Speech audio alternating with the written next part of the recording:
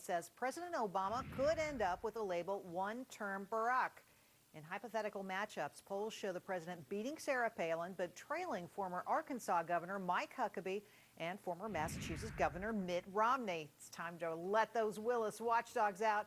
S.E. Cupp is the author of Losing Our Religion.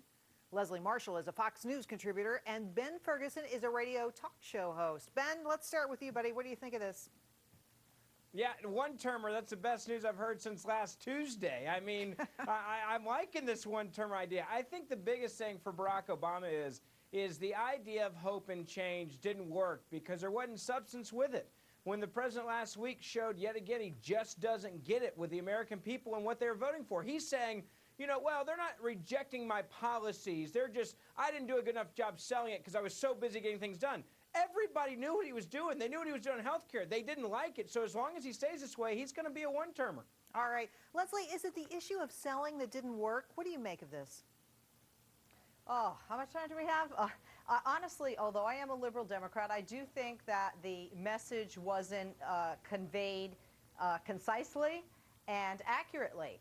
For one. Two, it's the economy, and the economy will be great in 2 years, and he will be reelected. Let's remember, 2 years before Sarah Palin stood next to John McCain, nobody knew who she was except for the people in Alaska. So 2 years is a long way, a lifetime, if not more, in politics. Well, Leslie makes a good point here. Could the economy rebound to the president's favor here? Absolutely, and the Republicans could actually help him do it. I mean, you know, that's why they were elected essentially on last Tuesday, to fix the economy.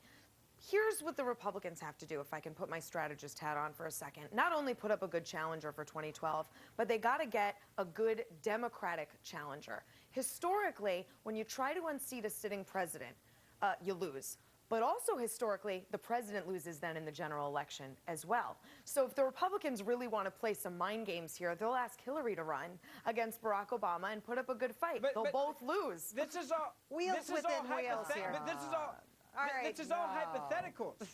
It is hypothetical. This is all hypotheticals. The reality is you've got a president that has not been able to connect with the people. And if you look at his policies, it's not going to be better in 2 years. I mean, he doesn't know how to actually not spend money. We got another story to get to here, Ben. The Food and Drug Administration wants to beef up cigarette label warnings in a big way. They want to show graphic images of people dying and the problem cigarettes cause. 9 images will be selected by June. The plan is to have them all on cigarette packs by 2012. Pretty dramatic stuff here. Leslie, tell me what you think about this. Well, being that I saw that blackened lung when I went every year on the science field trip in Massachusetts and still smoked, sorry, I don't think it's going to work, unfortunately. 19.5% of high school students are smoking. It's nasty. The numbers of smokers that dropped or have now leveled off. And I just don't think, like that warning label, that it's going to work, unfortunately. S.E., do you disagree? No. You know, if you've been to Europe, they have these, and they're very graphic. And frankly, they're a laughingstock over there. This isn't the kind of thing that gets people to quit smoking. And I actually want to know how much the FDA is spending on these ads, because this is probably taxpayer dollars that could be better spent elsewhere in some other education program that isn't part of the nanny state agenda. Ben?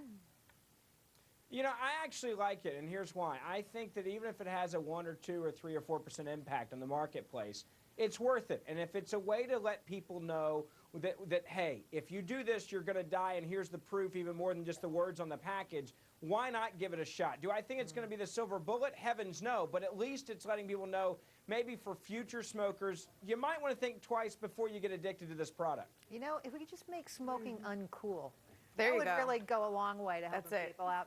All right, remember the Google story yesterday about the 10% pay raise for employees? Well, guess what? It turns out we weren't supposed to know about it. The employee who leaked the internal memo to the press has been fired. Essie? Why? This guy, I mean, I don't understand. I remember Eric Schmidt was not fired. Some underling was fired. But why? I watched this network, Fox Business, all day yesterday. People were talking about how great it was of Google to do this. Google became sort of, you know, a hero and leading the way in this new economy, incentivizing people to work a little harder.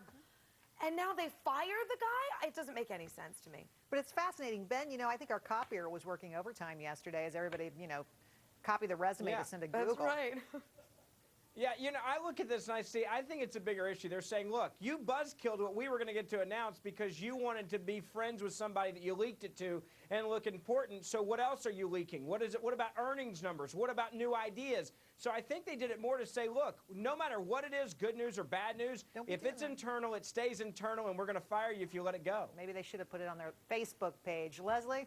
Well, I don't understand, because the agenda of Google, a great company that's doing very well financially in this economy, is a positive sign of hope, if you will, politics aside. So I think the reason for firing, I would agree with Ben. It's sort of like, well, if you're willing to sell your soul for this, what else have you sold or will you sell in the future against us? I guess you got a point. Are you on there. our team or against us? Look at it that way. I He thought was it was just bragging. good news. It was good. He was bragging. No, All right. he was looking for his next job with a network. Oh. Just don't let this stop our employer from giving us $1,000 bonuses where the taxes are already paid. Okay, thanks, Ben.